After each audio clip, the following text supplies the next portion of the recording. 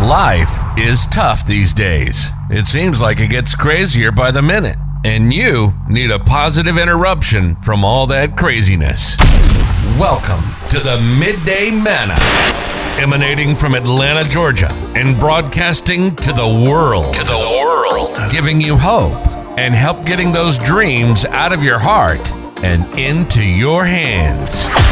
If it's faith, family, and finance, and everything in between, we're talking about it. Let's do this. This is the Midday Manna. Please welcome Dr. Charles Jerone Francis. Hey, happy Friday,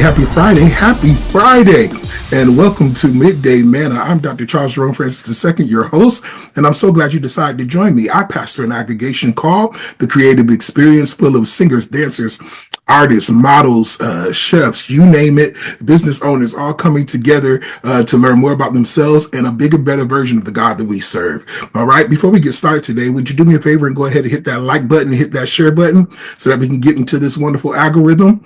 Also, if you'd like to sew with us today, you can hit that button right there in the chat or down there in the bio as well. And there you can also buy my new books, all of my merchandise, all of that great stuff. And then if you want to learn more about me and my ministry, then you can go to www.charlesjeroneministries.com. Again, that's www.charlesjerone, that's Jerone, ministries.com. All right. I think I said all of that great stuff. It's always such a big spiel to say, spiel, or however you want to pronounce it. It's always such a big one at the beginning, and I'm always wondering, did I leave out something? But I think I said it all this morning. All right. So maybe, right, hopefully you're nestled in your in the warmness of your own home today, because we got snow all up and down the eastern seaboard. And as a person who grew up in the Northeast, I can do without it.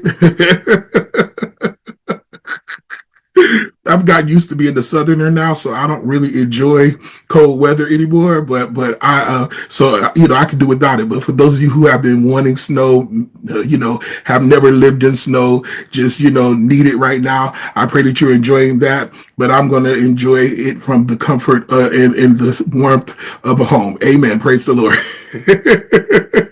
So I hope you all are being safe. Please avoid going out if you can. It's kind of rough out there. Okay. And we're also praying for those who are suffering in California from these fires that are devastating our land here. There's a lot going on.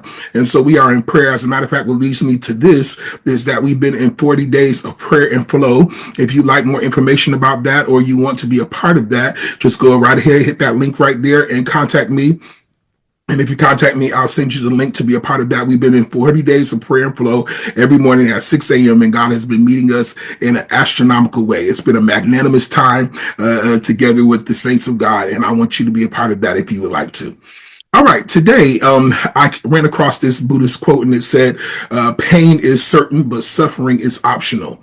Pain is certain, but suffering is optional. Once again, pain is certain, but suffering is optional. And so when I read that, I said, ooh, it made me think about my quote that I've given you all before. Pain is a professor, and when it's done teaching you, it will leave you. Well, for me, for most of my life, I was so enthralled in success that whenever anything came up, I just kept moving. And that was my answer to anything. When anything came up that did not serve me or it seemed like it was going to be a problem, I just kept moving on to the next. And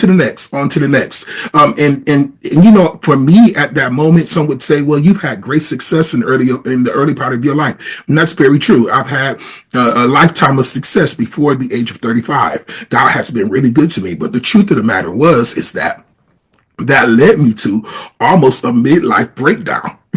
Can I be 100? Okay, it led me to almost a midlife breakdown because I was so busy moving to the next, doing what I needed to do, that things that came up in my life that I did not handle found me at a certain age. Okay. And this is what it can happen to many of us when we don't spend time. One of my friends would say, sit in that. sit in that. There's some things that you got to sit in a little bit so that you can know how you actually feel about them. Some things that you got to sit in a little bit so that you can feel the brunt of how that makes you feel, how come up with a solution on how to handle it, or give God the opportunity to be trusted so you can see how God moves and works in your life so that you can build your faith to the next dimension. Okay. And so for me, it was more of moving on to the next because I was just so enthralled with success. I was just so enthralled with what I could do next. You know, the fact that I was moving up in the world. Okay. This can be detrimental to you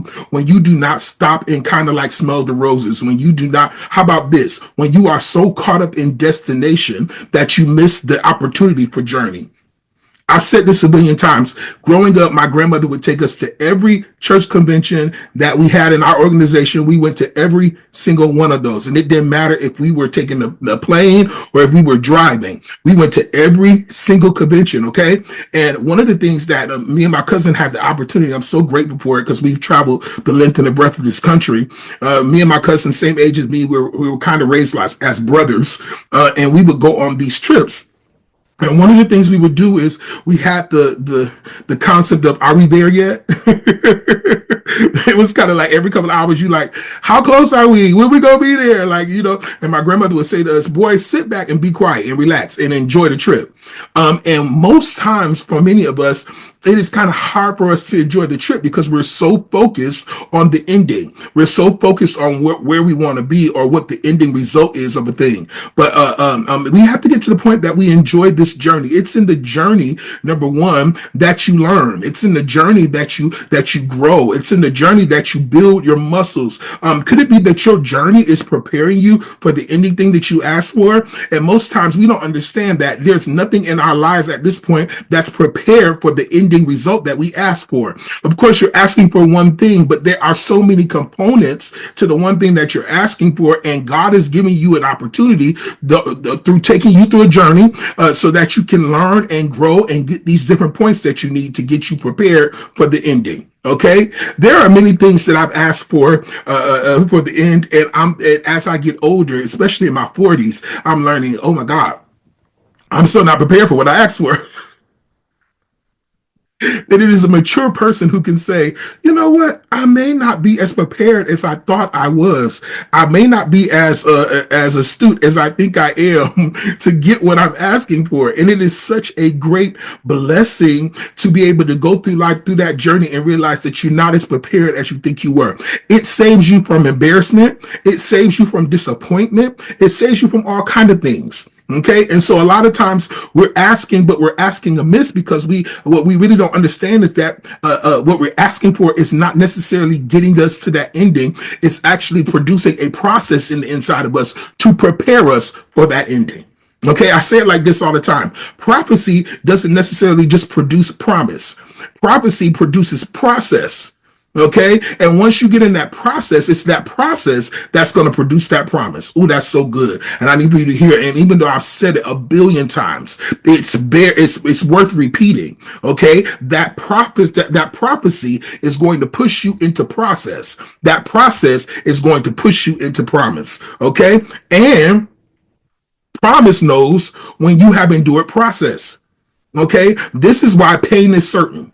Because pain is a part of process, okay? And once we learn it, because it's a professor, once we learn what it's given us to learn, then we can move on into perfection or move on into what we ask for, okay? Suffering comes in when we continuously go through things and do not learn, okay? It's just pain to let us know that something is wrong at first, but once we don't learn the lesson, it becomes suffering. And what makes me sad for most people that, a lot of people that I see now is that many people are complaining about suffering, but they're suffering because they have not learned from the pain. And pain, when not dealt with, pain, when not learned from, becomes a suffering. It becomes a process of suffering. Okay. And it leaves you in this space that you seem like you can't get out of. I remember traveling and I was going to a city that I've been to a billion times. And they said that we were preparing for descent.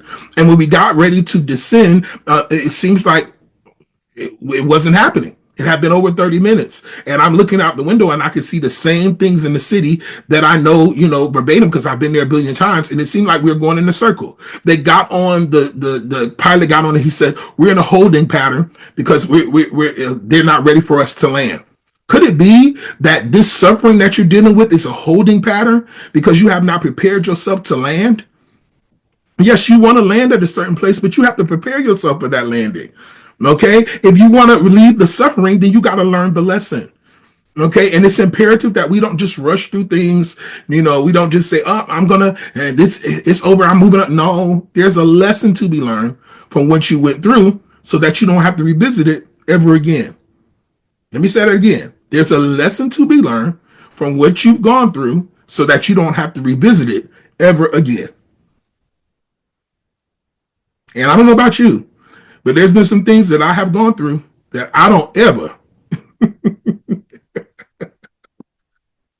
Who am I talking to? There's some things that I've been through that I don't ever want to revisit again. Okay, I'm okay. I'm okay with it. I've learned the lesson. It is time that you tell your pain, the professor called pain, Dr. Pain, that, hey, I got it. I've went through some things. I've understood some things. And I want to put this plug in that most people don't talk about. Once again, and I said it 1,000 times. You need a good therapist to help you through this learning process, to help you through that journey. Okay? Some people, they say, I can't afford a therapist. I can't. Well, you need a good friend who has kind of been through some life situations and scenarios. You need a good leader, a good pastor. And I ain't just talking about the one that's hooping to you. I'm talking about the one that can talk to you, one that can see prophetically in your life and help you to work through the process that you're in so that you're the better for it at the ending. I was speaking to my mom a couple of weeks ago, and she said to me, as we were talking about some of my process, she said, you've really learned. And it was a huge compliment to me because I felt at that moment that I could pass go and collect 200. For those of you who play Monopoly, you know what I'm talking about. Okay? How about you pass go and collect your 200? Because you have learned from whatever process that you've been in, knowing that you will be the better for your ending result. Yes, you're in a space right now where there is no period. It's a comma. But be grateful for that comma because it says that you have not come to your end yet. You still have some ways to go. There's so much to learn. There's so much to see. Okay? All right. I hope I said something today that has blessed you. How about you sow with us? That information should be right up under me right now or right there in the chat or in the bio section. All right. And go ahead and get one of my books. I got a book called Coffee Chronicles. It's a devotion that we've been using for this 40 days of prayer and flow. Okay. And you want to get that. Also, my book, Be Anxious for Nothing, is there. And for those of you who are in this space where you have a determination for the year of 2025, some of you New Year's resolutions, I don't know. But I have a book there called Starting All Over, not starting all over, but starting all better. Okay. The truth of the matter is when you learn from the pain that you've experienced, you're not starting all over. You're starting all better. All right. So go ahead and get all of that. If you can, it'd be great. Great support. I would love it if you would support our ministry that way. And you can sow a seed as well. I love you. I want you to have the most amazing day possible. I will see you Sunday in the wonderful Match This Name with Jesus. Peace.